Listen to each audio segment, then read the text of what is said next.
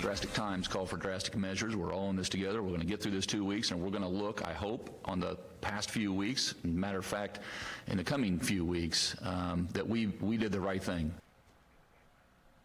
Governor Holcomb talking after he signed that executive order officially extending the state's stay-at-home order another 2 weeks. Brooke, as you very well know, Indiana has now been dealing with the coronavirus for exactly 1 month. So the first confirmed case of the virus in the Hoosier state came on March 6th. But it is possible COVID-19 was here earlier than that, undetected. State Health Commissioner Dr. Christina Box talked about the possibility this afternoon. Interestingly enough, as we look at our tests, we can start to see an increase in individuals who had pneumonia and potentially died of pneumonia or influenza-like illness in our state as early as we think as February. Because we didn't have any testing, there was no way to know exactly what was going on there. Dr. Box said another factor that makes it difficult to determine is the state had 3 waves of influenza this year alone. Well, something else that's difficult, Indiana teachers know they won't get to see their students again this year. That's pretty sad. News 8's Aaliyah Hodges tells us how they're coping while also showing students that they care. Lately, teachers have been making themselves visible to families beyond virtual learning by doing everything they can to still keep a smile on their students' faces. Thank you! You're looking at a group of teachers from Lakeside Elementary paying a visit to their students, but it wasn't the average get-together.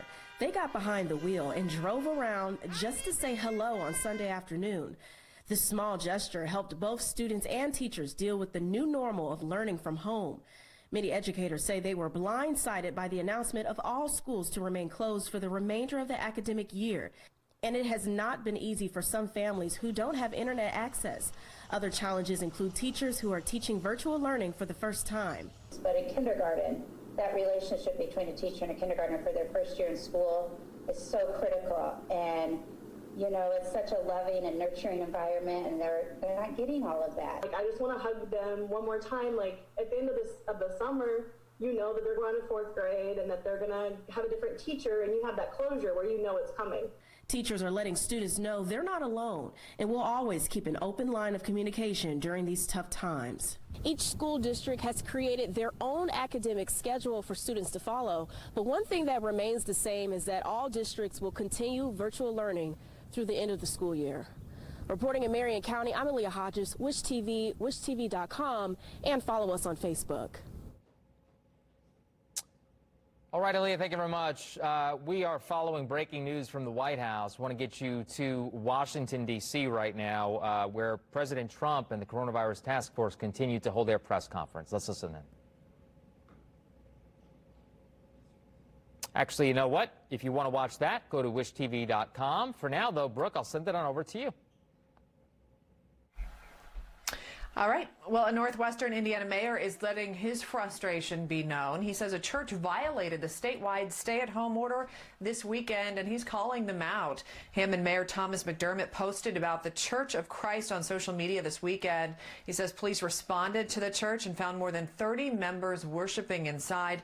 McDermott says most people did not have masks on. He says church elders refused to leave, saying their worship was essential. Police issued a citation for violating the order. McDermott went on to say churches should not allow large congregations. Meanwhile, a Noblesville business is hoping for support from the community to stay afloat during this pandemic. The Rugged company makes skincare products for men featuring essential oils and natural ingredients. They also sell 2 things in high demand right now: hand sanitizer and soap. The company says most of their business comes from making products for other brands, which has dropped off dramatically. You know, a lot of our big clients, they sell in big retail stores, and all the big retail stores are closing, especially, you know, places like Ulta Beauty and Sally's and all those places. They're all closed, so our clients can't produce their product. So that's really the life force behind how we do things, and so we've lost those orders. For more information on how to buy products from Rugged, click on this story at wishtv.com. Brooke. All right. Well, Kroger is the latest store to announce they are limiting the amount of customers allowed inside their store at one time. Starting tomorrow, the number of people allowed will be calculated based on each store's size. So the company says it's an effort to encourage social distancing. Kroger has also installed plexiglass partitions at registers and educational floor decals for customers. Walmart, Meijer, and Target have also begun to limit the number of customers allowed inside the stores at one time.